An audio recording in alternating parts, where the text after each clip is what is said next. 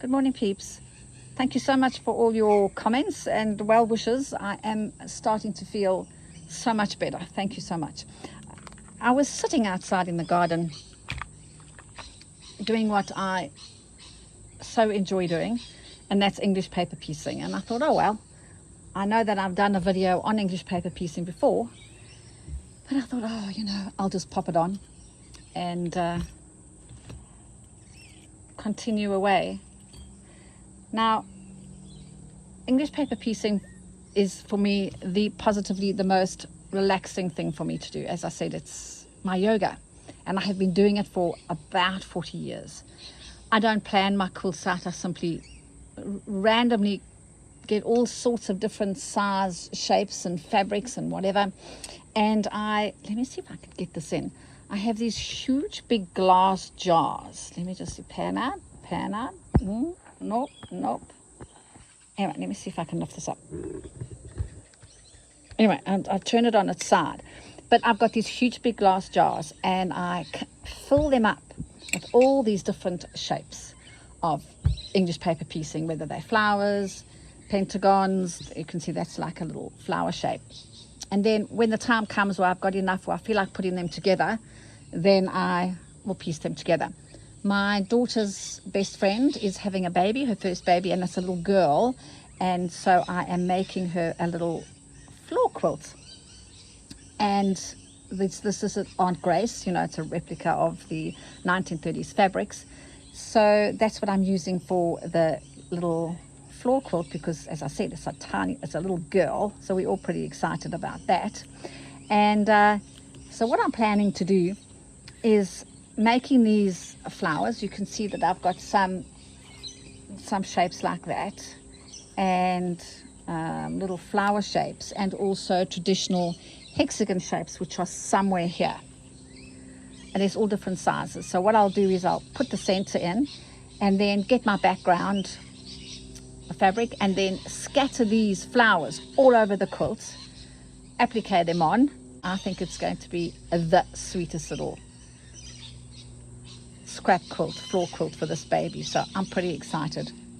Now, what I do is I use a milliner's or straw needle, and that's a size 9. This is to piece the hexagon or the paper pieces together.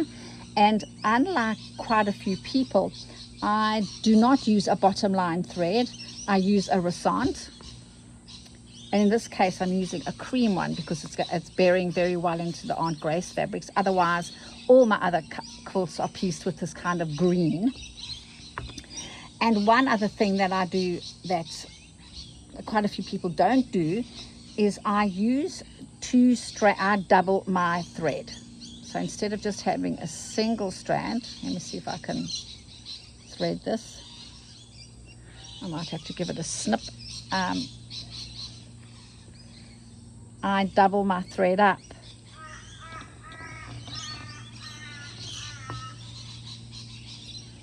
So it's a double thread, and I have found this very useful to me. I have got quilts that are nearly 40 years old, and the fabric has deteriorated, but my stitching has stayed firm. So yeah, a very fine needle, I think, is the key to not letting your stitches show, and I always begin with a knot, and then I bomb along, and then in the middle of this one I will do another little knot,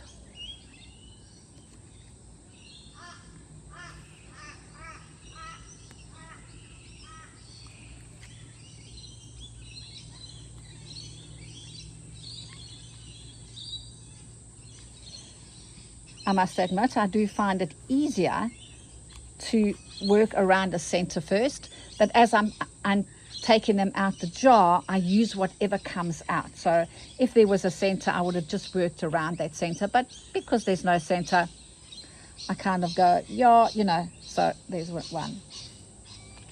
And then I just pile all these up, and as I said, it's going to be a very sweet little quilt because these aren't Grace fabrics, are just so pretty and delightful and fresh and summery.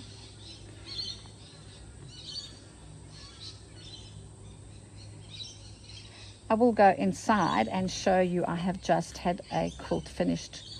It was machine quilted, and to be perfectly honest, I was a little sad when it came back from the quilters, because I thought, oh, it would have been so glorious had I hand quilted it. But you know, it had been lurking in my cupboard for a good few years, and I just thought, you know, let's just get it done. Done is better than good, and I'm quite happy with it. But it would have been glorious had I hand quilted it. But anyway, oh, let's get a little bit closer. Somebody reminded me in a comment, I don't know who it was, Jill maybe, and because I was saying, somebody asked me a question, and it was a question about the expressions that I use in Afrikaans. And I have addressed this before, but I'll address it again. I have been living in Australia now for 23 years. So while I can understand Afrikaans perfectly well, I'm not so fluent anymore because I never get a chance to speak it. So when I have a conversation with somebody, I'm a little bit stilted because my tongue doesn't have that elasticity, you know, for another language. Your tongue, it's the way your tongue moves around in your mouth. But so one of the expressions that I use is oorgenade, and basically that just means I don't know, good. Goeie genade is good gracious. So goeie means good, and genade is gracious. So, oh gracious, you know. And then I sometimes say guts, and everything's in guttural. It's in the back of your throat, isn't it, in Afrikaans, which makes it so awesome. That just means literally, a gut is a hole, and so what I'm saying is, oh, hole. So I'm not really swearing at all. I don't think, because it's so expressive, I don't know. Oh my goodness. There's a huge, beautiful, big dragonfly. Oh, has landed on my glass jar. Anyway. And also one other thing, I'm jumping around a little bit, is when you're doing these little stitches, these whipping stitches, they don't have to be close together. I find that if they are really very close together, you almost are cutting the fabric where they are stitched. So you don't have to be as intense. The most important thing, I think, is the size of your needle. Try and keep it as thin as you possibly can. And also the milliner's needle or straw needle, the eye is the same size as the shaft. So you see, you can't really see my stitches. There you can. That's not good stitching. But anyway, I think that when the paper's out, you won't really see that. And also because the eye is the same size as the shaft with a milliner's needle, what happens is that it doesn't tug as you pull it through and loosen. What shall I put, another blue one in there? Yep.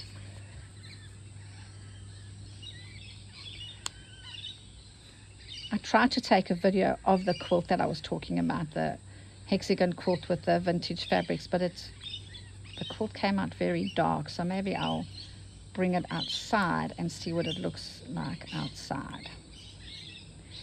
It's very, very pretty, so I'm very happy with it.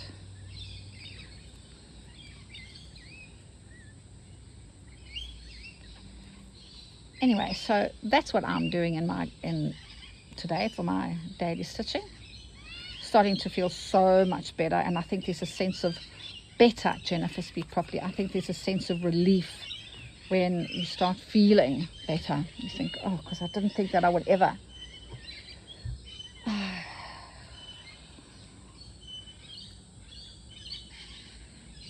Now that bird that's making that beep noise is a king parrot. And unfortunately, when all my family was here over Christmas,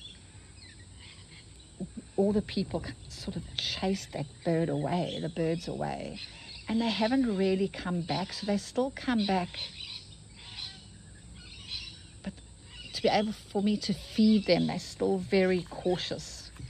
So I'm hoping that in time they will realize that it's just my husband and I and the dogs here in the garden.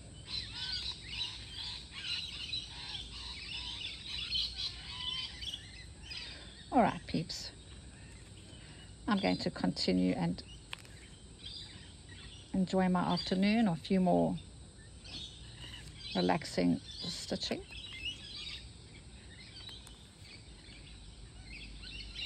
And once again, thank you so much for your time. Bye for now. Well, I tried to hang it up on the swimming pool fence, but it all is coming out very, very dark, but it doesn't really matter. So you can see I've used vintage sheeting, and every now and then I have just thrown a little doily in to keep it interesting. And you can see I just had it machine quilted with circles. So, it's pretty, it's huge. And on the back, for the backing, it's got dots. There you go.